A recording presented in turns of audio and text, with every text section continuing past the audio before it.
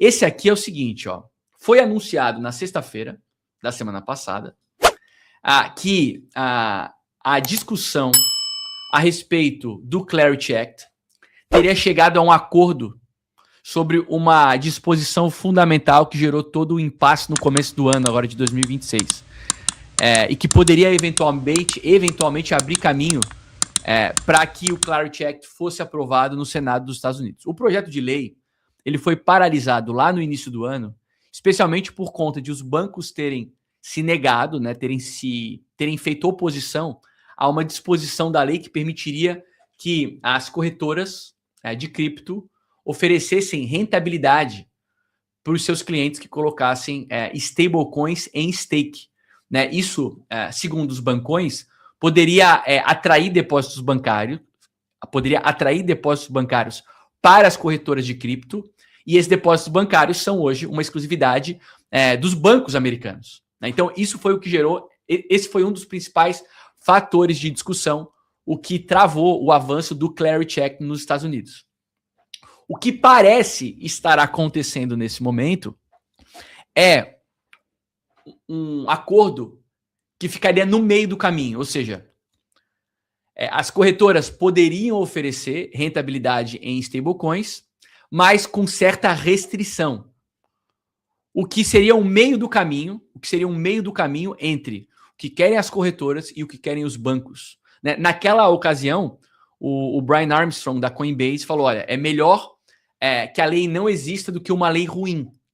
Né? Ou seja, ele estava falando que as corretoras deveriam poder oferecer aos seus clientes deixar stablecoin, deixar ativos em stake, travados, e que recebessem juros por isso, um interesse por isso.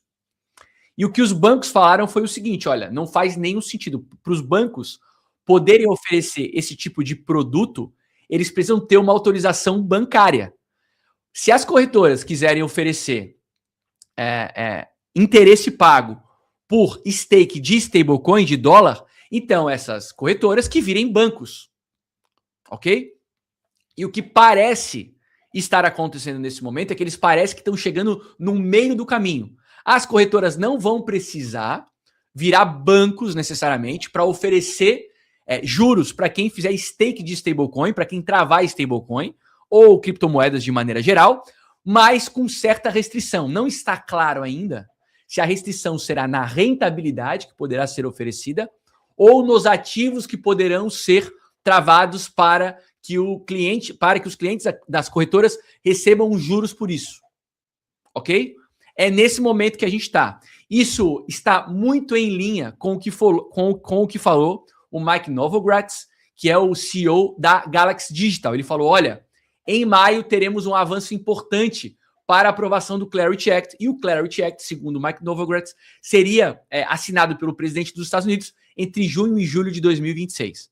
Então, essa informação, ela, de certa forma, corrobora com o que falou na semana passada o Mike Novogratz, de que teríamos avanço na discussão a respeito do Clarity Act para que a lei fosse efetivamente assinada em algum lugar na metade de 2026. Ok? E aqui, senhores, essa informação, ela se conecta muito bem com a próxima, porque isso aqui tem a ver com stablecoin, ok? O que os bancos não querem? Os bancos não querem que as corretoras possam concorrer com eles no que diz respeito a depósito bancário. Eles não querem que os seus clientes deixem de fazer depósito nos bancos para colocar em produtos lá e receber um interesse por isso, para fazer isso em corretoras. Tudo isso gira muito em torno de stablecoins. E aí, eu não poderia deixar de passar por esse relatório que a Andreessen Horowitz discutiu no começo desse ano, tá? Onde eles falam sobre por que as stablecoins, por que o termo stablecoins não envelhece bem, ok? A Andreessen Horowitz, né, por meio da sua divisão cripto, sugeriu que o termo stablecoin pode estar defasado, pode estar chegando ao fim. O argumento deles é de que a palavra ela era valiosa num estágio inicial para esses ativos digitais, quando era importante diferenciar esses ativos, o comportamento desses ativos, né, de ativos altamente voláteis do mercado cripto. Então, o termo stablecoin fazia sentido quando tu precisava explicar para o cara o seguinte, olha, esses ativos aqui são estáveis em comparação com moedas fiduciárias, num mercado onde os ativos são extremamente voláteis. Naquele momento, segundo Andreessen Horowitz, o termo stablecoin fazia sentido, mas hoje, segundo Andreessen Horowitz, não reflete mais com precisão o que as stablecoins de fato representam, tá? Isso aqui é uma discussão bastante interessante. Segundo essa empresa, a estabilidade deixou de ser a característica central dessa categoria.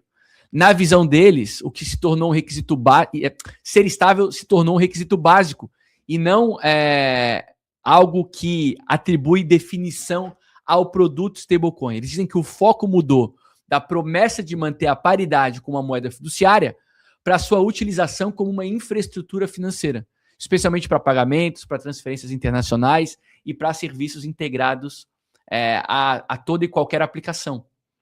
Então, segundo Andreessen Horowitz, o termo stablecoin não faz mais sentido e, eventualmente, ele poderia ser em breve substituído, ok? O que é bem interessante. Quando a gente olha aqui, por exemplo, para a capitalização das stablecoins, né, a gente segue ali muito próximo de 300 bilhões de dólares. Agora um pouquinho maior, um pouquinho abaixo de 300 bilhões.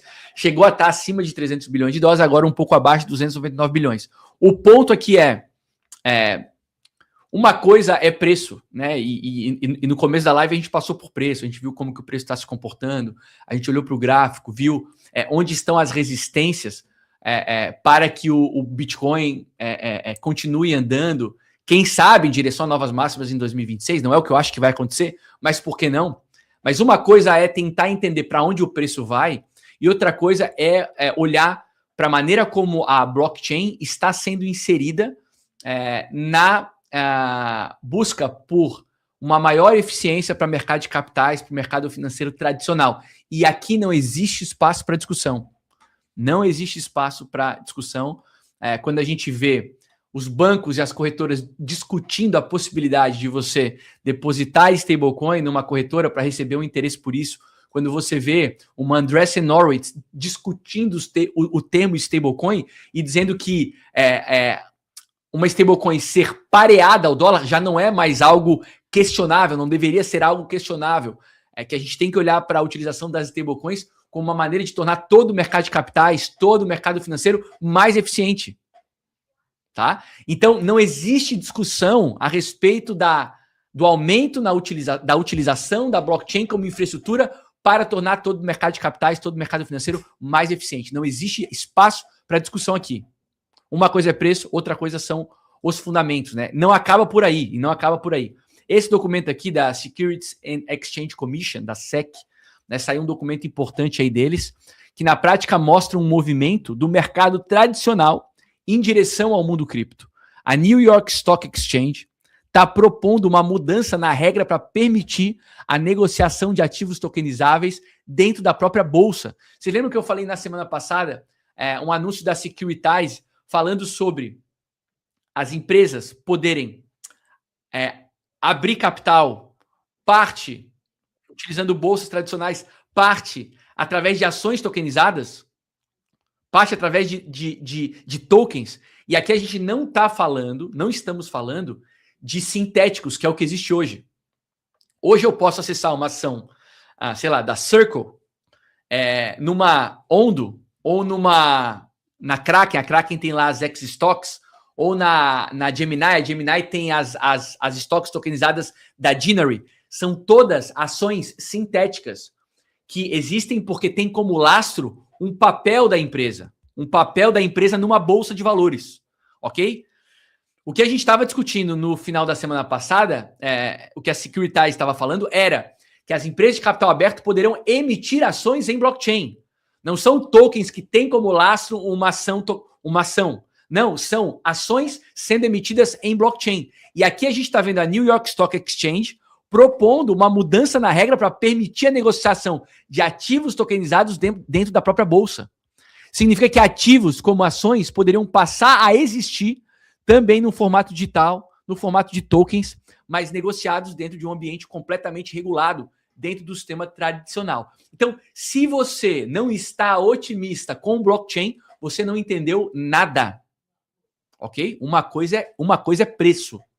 Beleza? E aí a respeito de preço. Às vezes o preço não vai na direção dos fundamentos. E a gente está vendo isso aí acontecer agora. Mas uma coisa é preço, outra coisa é fundamentos. Se você não está otimista com os fundamentos desse mercado, você não está entendendo o que está acontecendo. Aqui tem uma mudança importante de lógica e que todo mundo precisa entender. Durante vários anos, a narrativa foi de que o mercado cripto ele iria competir com o sistema financeiro tradicional, talvez até substituir parte desse sistema. E talvez isso até efetivamente aconteça. Mas o que esse documento aqui mostra é praticamente o oposto, né? É o próprio sistema tradicional começando a incorporar a tecnologia cripto dentro dele. Na prática, isso aqui exige alguns ajustes técnicos, algumas novas regras operacionais e uma adaptação da infraestrutura para lidar com os ativos digitais. O ponto central aqui não é técnico, ele é estrutural. Quando a maior bolsa do mundo começa a se preparar para negociar tokens que representam propriedade de empresas, isso deixa de ser uma narrativa e começa a virar infraestrutura de mercado, tá? Isso aqui abre caminho para uma integração muito mais profunda. Porque se você consegue negociar ativos, ações que são representadas por tokens dentro de uma bolsa regulada, você começa a criar uma ponte direta entre esses dois universos. E quando essa ponte existe, o jogo muda completamente.